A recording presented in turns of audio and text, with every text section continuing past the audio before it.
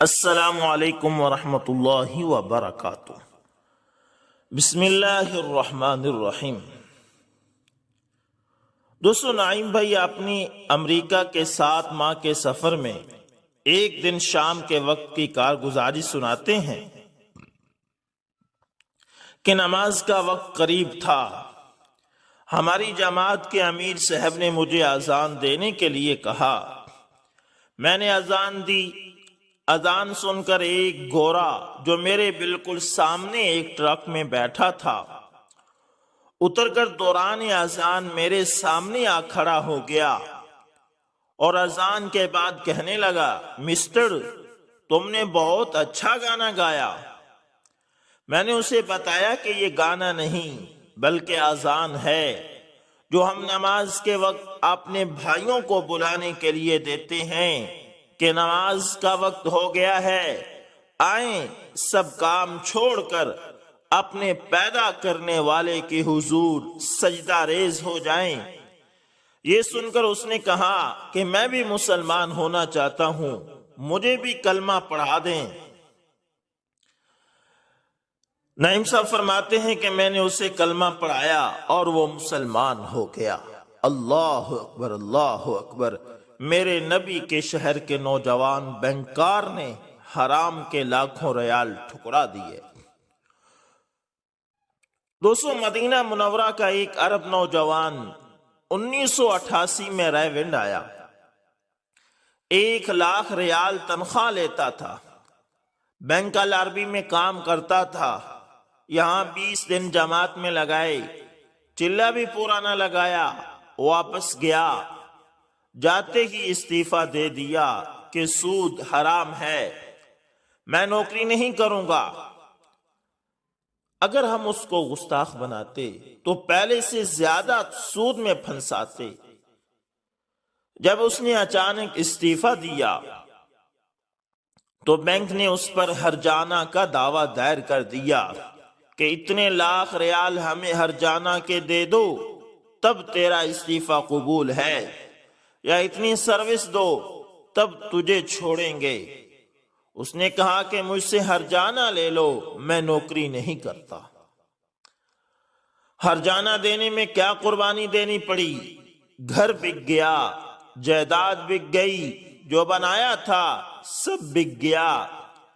مدینہ منورہ سے بہر ایک کچے سے گھر میں گزر بسر کرنے لگا۔ اس گھر میں اس نے مجھے روٹی کھلائی، میں اس کے کچے گھر کا چشمدید گواہ ہوں۔ نوکری چھوڑی، صحرا میں گیا، بدوؤں سے بکریاں خرید کے لایا۔ مدینہ کی منڈی میں وہی شخص اب تجارت کر رہا ہے جو کل تک قیمتی گاڑیوں میں گھومتا تھا، آگے پیچھے نوکروں کی قطاریں تھی، آج وہ بدوؤں میں دھکے کھا رہا ہے۔ مدینہ کی منڈی میں بکریاں بیچی، 500 ریال اسے نفع ہوا، گھر لے کر آیا، خوشی سے پھوٹ پھوٹ کر رو پڑا۔ بیوی بھی رو رہی ہے، میاں بھی رو رہا ہے کہ آج پہلا دن ہے، حلال پیسہ گھر میں آیا ہے۔ یہ جگہ دنیا بھی عجیب جگ ہے، یہاں خوشی میں بھی لوگ روتے ہیں، غم میں بھی روتے ہیں۔ جس جہاں کی خوشی بھی رو کر ہو وہ خوشیوں کا جہاں کیسے کہلا سکتا ہے؟ مجھے بتاؤ، کیا یہ گستاخ رسول بنا یا یہ پہلے بھی تو جانتا تھا کہ سود حرام ہے؟ یہ تو مدینہ ہی میں رہتا تھا، مسجد نبوی ہی میں نماز پڑھتا تھا، اسے مدینہ والے نے کہا تھا کہ سود حرام ہے، یہ کیوں سود کھاتا تھا؟ پھر یہ اللہ کی راہ میں نکلا، پھر تبلیغ میں آیا، پھر اس نے سود چھوڑا۔ اگر تبلیغ والے اسے گستاخ رسول بناتے، پہلے سے زیادہ اسے سود میں پھنساتے، اتنی بڑی قربانی پر وہ کیسے آیا؟ کہاں 1,00,000 ریال اور کہاں 500 ریال؟ پوچھو تو صحیح۔ اللہ اکبر، اللہ اکبر۔ جماعت میں جانے والے کے گھر کی حفاظت کیسے ہوئی؟ دوستو، ایک بزرگ نے اپنی ایمان افروز کارگزاری سنائی کہ میں نے چلے کے لیے جانا تھا، گھر میں کوئی آدمی بھی نہیں تھا جو گھر کی دیکھ بھال کر سکتا۔ میں نے اپنی بیوی بچوں کو اللہ کے سپرد کیا اور اپنے دوست سے بات کی کہ گھر کے لیے سودا سلف لا دیا کرنا۔ اس نے حامی بھر لی، لہذا میں پہلی فرصت میں ریونڈ آیا اور تشکیل کروا لی۔ اللہ پاک نے خیر و عافیت سے وقت پورا کر دیا۔ میں گھر آیا اور تھوڑی دیر بعد دوست سے ملنے گیا۔ وہ کچھ الجھا سا تھا۔ تھوڑی دیر اس کے پاس بیٹھا، پھر گھر واپس آ گیا۔ اگلے دن پھر اس سے ملاقات ہوئی تو وہ مجھ سے کہنے لگا، تم چوکی دار رکھ کر گئے اور مجھے اطلاع بھی نہ کی۔ میں نے کہا میں تو کوئی چوکی دار نہیں رکھ کر گیا۔ وہ کچھ پریشان سا ہو گیا۔ میں نے کہا کیا بات ہے، تم کچھ پریشان سے ہو گئے ہو؟ تو وہ مجھے ٹال گیا۔ میں نے تھوڑا سا اصرار کیا تو وہ کہنے لگا، مجھے اپنے کیے پر شرم آتی ہے کہ کس منہ سے بات کروں۔ میں نے کہا کیا بات ہوئی، تم بتاؤ تو صحیح۔ ہچکچاتے ہوئے کہنے لگا، دوست، تمہارے جانے کے بعد میری نیت خراب ہو گئی اور میں چوری کے ارادے سے تمہارے گھر گیا۔ دروازے کے سوراخ سے دیکھا کہ کوئی جاگ تو نہیں رہا۔ میں کیا دیکھتا ہوں کہ دروازے کے ساتھ ہی کرسی پر ایک نوجوان بیٹھا ہوا ہے اور اس کے کندھے سے گن لٹکی ہوئی ہے اور وہ دروازے کی طرف ہی دیکھ رہا تھا۔ میں واپس آ گیا۔ تھوڑے دن کے بعد پھر گیا تو پھر وہی ماجرا۔ تمہارے آنے تک میں اسی طرح جاتا رہا، وہ نوجوان اسی طرح بیٹھا ہوتا اور دروازے کی طرف دیکھ رہا ہوتا۔ تم کہتے ہو کہ میں نے کوئی چوکی دار نہیں رکھا۔ میں نے اس سے کہا کہ حدیث پاک کا مفہوم ہے کہ جو آدمی اللہ کے راستے میں جاتا ہے تو اللہ اپنے فرشتوں کو اس بندے کے گھر کی حفاظت پر مامور فرما دیتے ہیں۔ میں نے جاتے ہوئے اپنی بیوی بچوں کو اللہ کی حفاظت میں دے کر گیا تھا، اللہ پاک نے میرے گھر کی حفاظت فرمائی۔ اللہ اکبر، اللہ اکبر۔ اللہ کے راستے میں نقصان صحابہ کے نقصان کے مشابہ ہے۔ دوستو ایک ساتھی روز کی جماعت میں گیا، پیچھے اس کو 16 لاکھ روپے کا نقصان ہوا۔ وہ واپس آئے تو اس کے سارے رشتہ داروں نے اس کا جینا حرام کر دیا، تبلیغ کرتا رہا اور سارا گھر لٹا دیا۔ اسی کا نام اسلام ہے کہ اپنے بچے در در بھیک مانگتے رہیں؟ کیا اس کا نام اسلام ہے؟ وہ نیم پاگل ہو گیا۔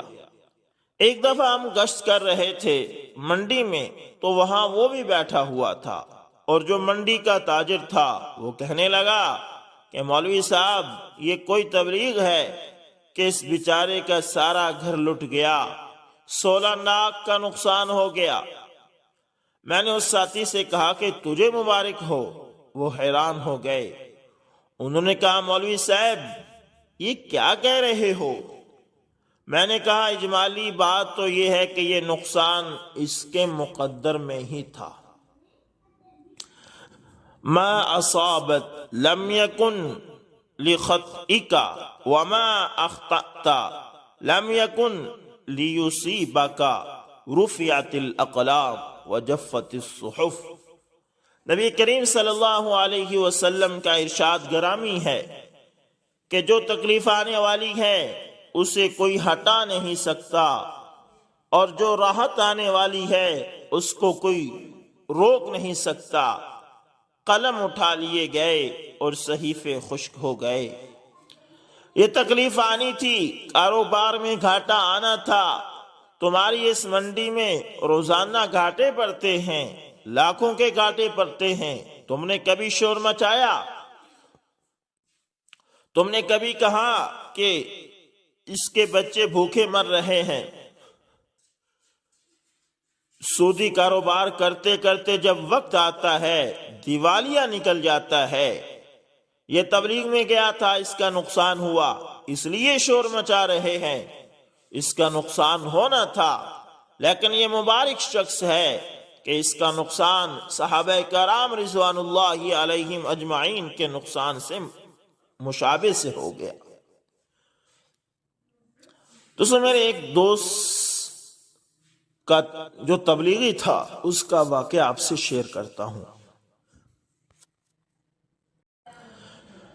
یہ واقعہ مولانا طارق جمیل صاحب سنا رہے ہیں. فرماتے ہیں کہ حافظ غلام سرور میرا دوست ہے جو تبلیغی جماعت میں وقت لگاتا رہتا ہے. کہنے لگا میں نے نئی شادی کی، میرا گھر شہر کے قریب ہے، ایک بوڑھی اماں اور ایک چھوٹی بہن گھر میں ہے. گھر سے تبلیغ کی نیت سے نکلا تو کہا اللہم انت خلیفتی فی اہلی ورفیقی فی سفری. اے اللہ میرے گھر کا وارث بھی تو،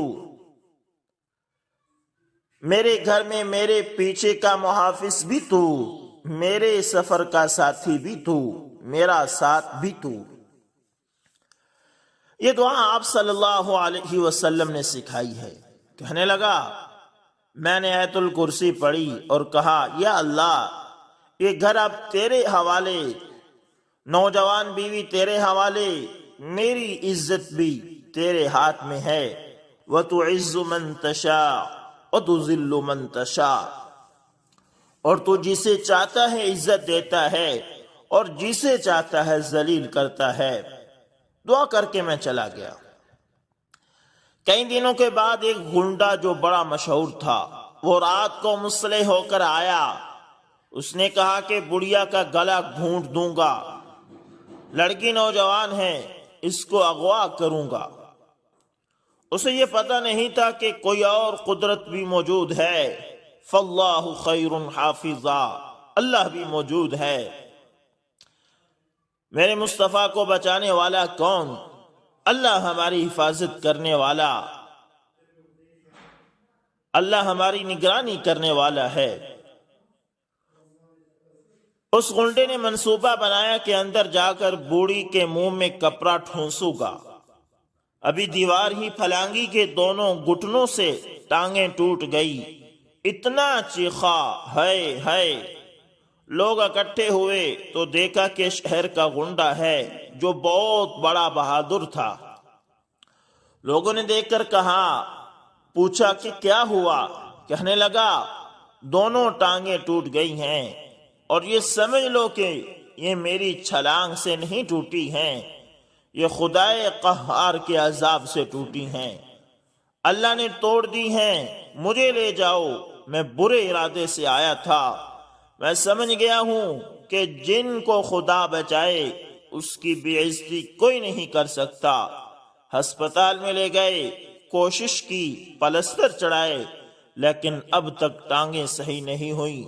جوانی گئی، سب کچھ گیا اور اس طرح ٹوٹ گئی ٹانگیں کہ جڑ نہ سکیں.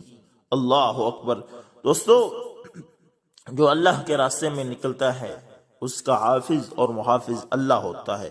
اس لیے ایسے لوگوں سے جو اللہ کے راستے میں گئے ہوں کبھی بھی اس طرح کی خراب نیت کر کے نہ سوچا کریں، کیونکہ ان کی حفاظت ڈائریکٹ اللہ فرما رہا ہوتا ہے. اللہ تعالیٰ سے دعا ہے کہ اللہ تعالیٰ ہمیں دین کی سمجھ عطا فرمائے. اور دوستو جتنا ہو سکے، جتنا جلدی ہو سکے تبلیغ کے ساتھ وقت لگائیں.